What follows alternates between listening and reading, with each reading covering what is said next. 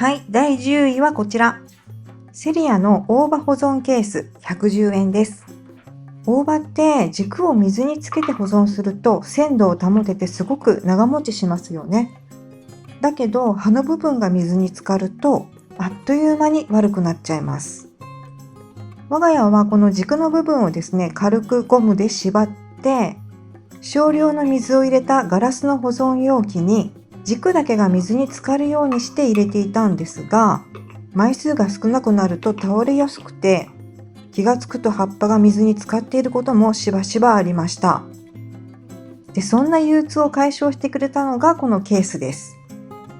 底面だけが V 字型になっているので、ラインまで水を入れて保存すれば、葉を濡らすことなく軸だけを水につけることができます。スリムだから大葉が倒れるということもないし、冷蔵庫の中で場所を取らないというところも良かったです。ただちょっとですね、蓋の閉まりが甘いっていうところが残念でしたね。密封ではないので倒れないように注意が必要なんですが、大葉の保存は今のところこれが一番使いやすいです。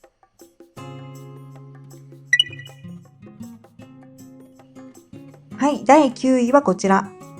前からあるのでね、今更感っていうのはあるんですけど、ダイソーのセラミックカッターミニ110円です。カラーはブルー、グリーン、ホワイトの3色展開。ずっとね、欲しかったんですが、やはり人気商品らしくって、いつ行っても白が売り切れで長いこと買えませんでした。刃は錆びないセラミック製。ロック機能、マグネット、フック穴もついています。手のひらサイズでコンパクト。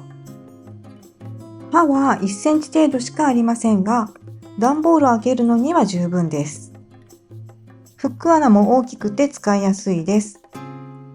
裏面にはマグネットがついているので、定番の使い方ですが、玄関ドアに貼っておくこともできます。届いた荷物を玄関で開けられて便利ですよね。セラミックカッターっていうのは刃の交換ができないんですが、錆びにくくて金属製よりも長持ちするらしいですよ。私の場合はカッターの刃を折ったり取り替えたりするのがちょっと苦手だったので、切れ味が落ちたら買い替えるっていう方が気が楽でいいなと思いました。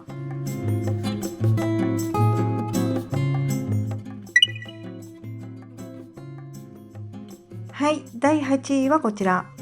セリアの付け外し簡単コードフック110円です。粘着テープで家電などに貼ってかさばるコードをすっきりとまとめられるアイテム。コードフックといえばね、同じくセリアの配線コードフックっていうのが有名ですが、こちらはそれの進化バージョンで、前面のフックが回転するんです。コードを外すときはフックを回転させればワンタッチでコードが取り出せるっていうわけですね。これはね、地味だけど便利です。特に長いコードは一瞬で外せてとても楽でした。これから購入するのであれば新しい方がおすすめです。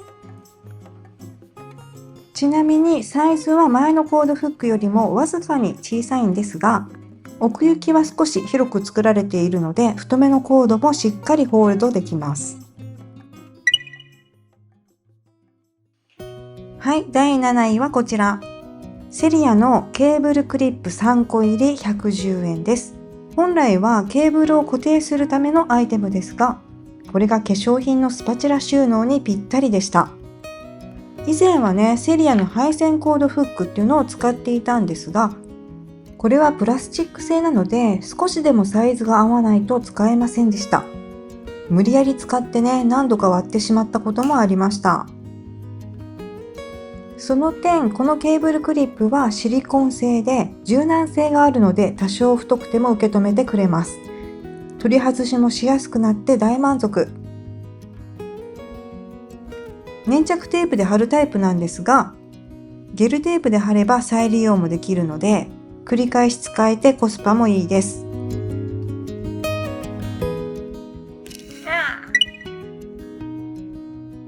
はい、第6位はこちら。ダイソーのスマホ差し込みシート付きストラップ PU 製です。こちらは200円商品です。春夏のね、ポケットが少ない季節は特にあると便利なスマホのストラップ。プチプラだとロープタイプっていうのがほとんどなんですが、これは合皮なところが気に入っています。バッグのショルダーっぽい感じのストラップで、もちろん長さの調整も可能です。ケースの中に差し込むシートもポリウレタン製で、スウェードとかね、ベルベットっぽい肌触りでした。使い方はよくあるストラップと同じで、シートをケースの中に入れて充電口から出してスマホをケースに装着。あとは金具を引っ掛けるだけです。この金具もね、結構気が利いていて360度回転するタイプなので、ストラップがねじれるっていうストレスもありません。で、そのストラップは最長142センチ、身長159センチの私でちょうど使いやすい長さでした。ロープタイプと違ってね、短くしても変に余るっていうことがなくて、すっきりしているところがいい感じです。ちなみにこのシートを入れた状態でも iPhone のマグセーフは問題なく使えました。スマホを落とすっていう心配もなくなって、小さいバッグで出かけたい日に本当に大活躍しています。色はホワイトの他に黒もありました。はい、第5位は最近 SNS でも話題のアイテム、ダイソーのラクラクアームバンド110円です。これはね、ぐっと開くだけで装着できるアームバンドです。本来の使い方は言うまでもないですが、例えば洗い物や掃除など両手が塞がっている時に落ちてくる袖を留めたり、シャツの袖を好きな長さに調整したりするアイテム。単純に折って袖をまくるよりも、このアームバンドを使った方がふんわりニュアンスのあるまくり方ができます。そして SNS で話題の使い方はここ。ガウチョとかね、ワイドパンツを履いた時のトイレの床に裾がつく問題ありますよね。なんとかつかないように細心の注意を払って託し上げた経験がある方も多いんじゃないでしょうか。そんな時に役立つのがこのアームバンド。広げれば使えるタイプなので、裾をちょっと折ってアームバンドで留めてしまえば落ちてきません。パンツを下げてもこの通り。何も対策しないよりは断然安心ですよね。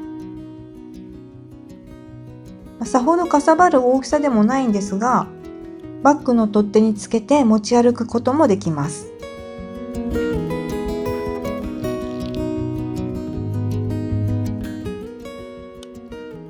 素材は塩化ビニールですが、革のような質感で結構ね、高見えするのもポイントです。110円には見えないかもしれませんね。ベージュの他にグレーとブラックもありました。はい、第4位はこちら。ダイソーのくるっとスタンプ110円です。宅配用のハンコを玄関に収納するようになって、だいぶ使いやすくなったなぁとは思っているんですが、蓋を開けるのがね、地味に面倒でした。両手が塞がるっていうのもね、意外と困るんですよね。それが、これを取り付けるだけで、ネーム印をキャップレスにできるんです。使い方は簡単。お手持ちのネーム印のキャップとホルダーを外して、それぞれをくるっとスタンプに差し替えるだけです。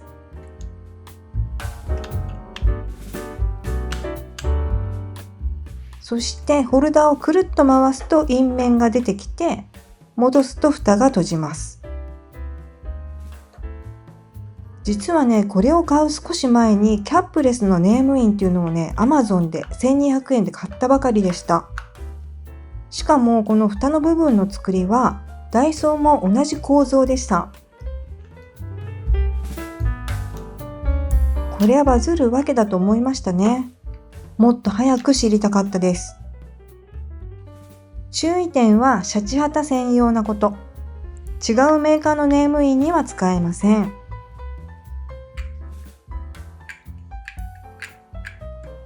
あとね、ホルダーが少し太めなので、うちは今まで使っていた収納アイテムに入りませんでした。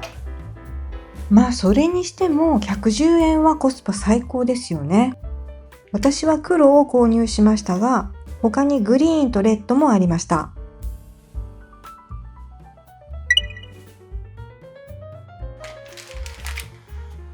はい、第3位はこちら。セリアの突っ張り棒にかけられるツールフック。2個入りで110円です。